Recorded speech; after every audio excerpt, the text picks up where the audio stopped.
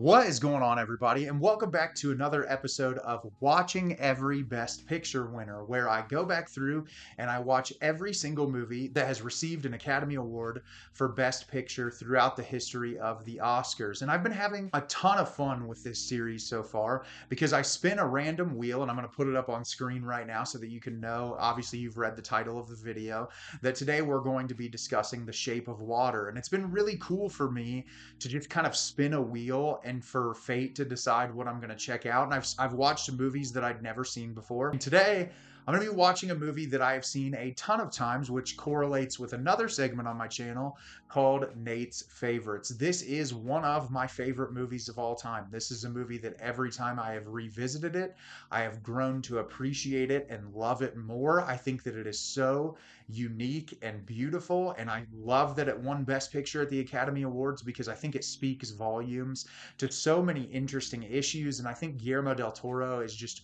really a remarkable human being who utilizes the weird and the strange to convey these very beautiful messages about empathy towards human beings. And this movie is no exception. And I cannot wait to tell you about The Shape of Water today. As I say in this all the time, if you want to keep up with me, watch these movies as I go along. At the very end of the video, I'm going to spin the wheel so that you know which Best Picture winner that I'm going to watch in the next episode. But without further ado, let's jump into the review of The Shape of Water. Shape of Water is directed by Guillermo del Toro, an otherworldly story set against the backdrop of Cold War era America circa 1962, where a mute janitor working at a lab falls in love with an amphibious man being held captive there and devises a plan to help him escape. So, I love this movie. I said it at the beginning of the review. I absolutely adore this. This has become one of my favorite movies of all time, and the word I would use to describe this movie is magical. I feel like I am completely transported to a different place. I feel like this is what the magic of movie making is supposed to be, where you can take this story that normally, like if you remove the elements of like the fantastical nature of like an amphibian creature, would be played out in a much more straightforward way, where you add that fantastical element. It just creates an entirely different feeling, and it just exudes joy and happiness and comfort. Even though there are some dramatic, saddening moments in this movie, there's just a lot to really appreciate about it, and I cannot wait to tell you about it today. So at the beginning of the movie, we are introduced to Eliza Esposito, played by Sally Hawkins, who lives in a small apartment above a movie theater. She lives across the hall from her neighbor Giles, played by Richard Jenkins, and the two of them are incredibly close. He draws hand-drawn advertisements for these businesses, and they spend a lot of time together.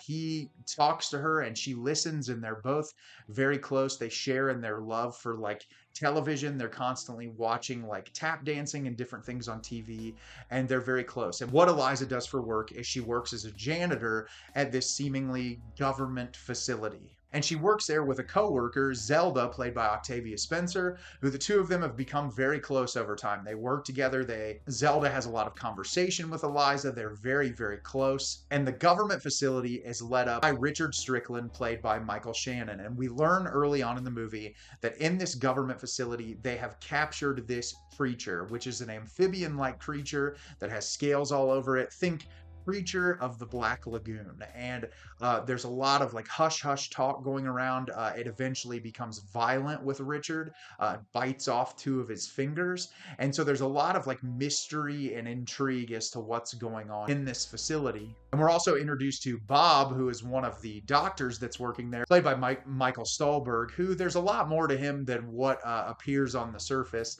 And he's interested in studying the creature and learning more about it. Well, as time progresses on, Eliza ends up going into this space that the creature is held in, and she starts to form a bond with this creature. She is obviously mute. She feels very cast out from the rest of the world, and that people don't really understand her. But very quickly, the creature understands her form of conversations, and the two of them feel this very deep level of connection. And the entirety of the film is when Eliza figures out what's going to happen to this creature. She wants to save it because she fears that it is going to be killed.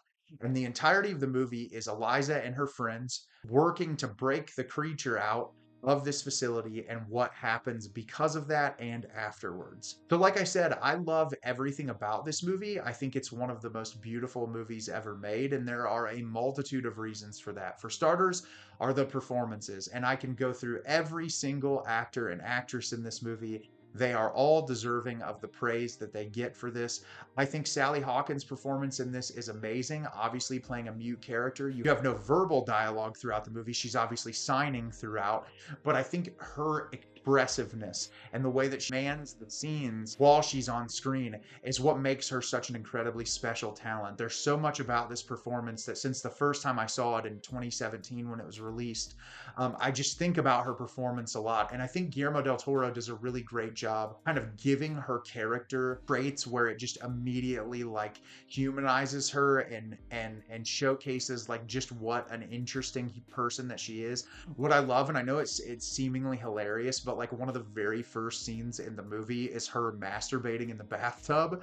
And I know that some people are probably like, why do you think that's so funny? But I think what's great is you have this character who feels completely outcast from the world, and by introducing them through something like sexual desire, you're like humanizing the character immediately to where like, why would you view this person as anything but a person? And I love that, like doing that and making a scene that's kind of in your face and gut punchy right then and there, adds so much on to the movie later on. And I love that character. I love her performance. I think she's absolutely amazing. Richard Jenkins is great in this. His character's a little bit more quiet and subdued, but I love the twist that his character goes through early on and what we learn about him, and just sort of the commentary that's provided on top of everything else between the relationship between these two characters. I think Michael Shannon plays an incredible villain in this. He's evil and awful, and I love that Guillermo del Toro just kind of like lays it on as the movie goes on, just how awful of a human being that he is, and just kind of stacks up the evil again and again and again in a way that's incredibly satisfying. Like, you just can't wait for him to die the entire movie, and I think that a lot of it's due to his great performance. Octavia Spencer is fantastic in this. I think she has great chemistry with Sally Hawkins. She's funny. She gives a lot of really great monologues in this movie. Just a really talented actress who I always appreciate showing up in things. I also love Michael Stuhlbarg's character as Bob. I think he is another really phenomenal actor that doesn't always get the flowers that he deserves for the movie or for the performances that he puts into movies. And I really like his character in this. And obviously, Doug Jones playing the creature. He's done these types of roles for a long time in his career where he's underneath a lot of makeup. But there's so much about bodily acting in this and the way that he works in specific scenes. He's amazing. And I think that all of this cast of characters just phenomenal. Cinematography in this is nothing short of breathtaking. Every scene has such distinct personality. You feel completely and totally transported to a different time and place. Not only do I love the way that the visual style looks, but I also love the choices in color in this movie. There are so many distinct choices in the way light reflects off certain things, the sort of color temperature of the movie being set in the Cold War era. Some of the things are a little bit more muted, and I really like the darker, deeper color tones in specific moments. It just is a really beautiful looking movie, and there's some really interesting editing transitions. There are some just mesmerizing images. That the entry scene of the movie where everything in Sally Hawkins' apartment is like underwater and everything's floating, just absolutely amazing. The scene where she's floating with the creature in the bathroom in the middle of the movie. There's so many moments that I could just pick apart and kind of dissect from a cinematographical standpoint that I think is what makes the movie so visually appealing. It has one of my favorite scores of all time, like one of the most beautiful film scores that I've ever heard.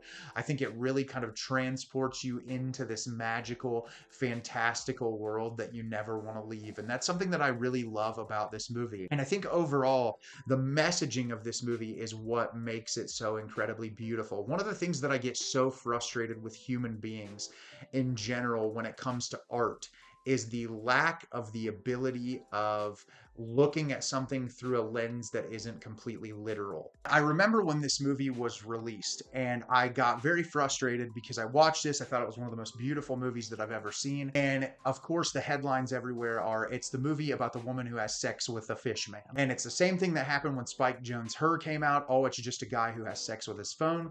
Some of the criticisms surrounding Yorgos Lanthimos' Poor Things. There's so many movies I could go through in the past 15 years that there are so many people people who want to write clickbaity articles or that want to make one sentence dissections of movies, where it's so incredibly disheartening that people have lost the ability for, thinking critically about art. This movie, if you're going to boil it down to something as simply as a woman is having sex with a fish man, you're not taking away the power and the beauty of what this movie is. It's a fairy tale. It's not reality. It's fantastical. This is a movie about a person who has lived their entire life as an outcast. People view you as lesser than solely because you can't speak. And I think, you have this is a movie filled with marginalized characters. You have a woman who is completely and totally misunderstood. You have this creature who, is viewed as this vile, horrible, animalistic, violent thing that truly deep down is an incredibly beautiful, caring, thoughtful, empathetic creature. You have a woman who is viewed differently because of the color of her skin. You have a man who is viewed differently because of his sexual orientation. You have all of these marginalized groups. And this story is the desire and desperation to find someone who views you as you and that loves you because of who you are. And that is what makes this movie so incredibly powerful, is that you find someone in your life that can make you feel special solely for who you are. You don't have to be different around them. You don't have to put up a facade. You don't have to act differently. And I think Guillermo del Toro, throughout his filmography, has done such an amazing job of painting a portrait of the human experience, where we see people for what they are, which is just human beings with a desire to be loved or a desire to be understood. And I think that's what this movie is at its very core fundamental level. It is a story about people living outside of the margins who just want to be understood by someone completely and wholly for who they are. And then you have Michael Shannon's character, who exploits each and every one of them and says, like, you have flaws because this, because you're a black woman, because you're mute, because you're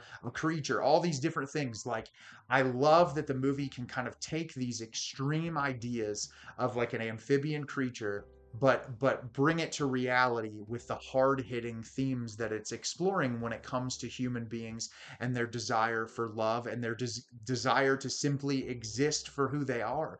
And I just think there's something so incredibly remarkable about that. And that's what I love about movies like this, that kind of push the boundaries of what you can think of when it comes to filmmaking, to convey a very beautiful message that I think is so incredibly important. And this is a movie that every time I revisit it, I grow to love it more. I think it's one of the best movies ever made. Easily, when I do this Best Picture ranking, I could see this being in my top 10 of all time, because I just love this movie that much.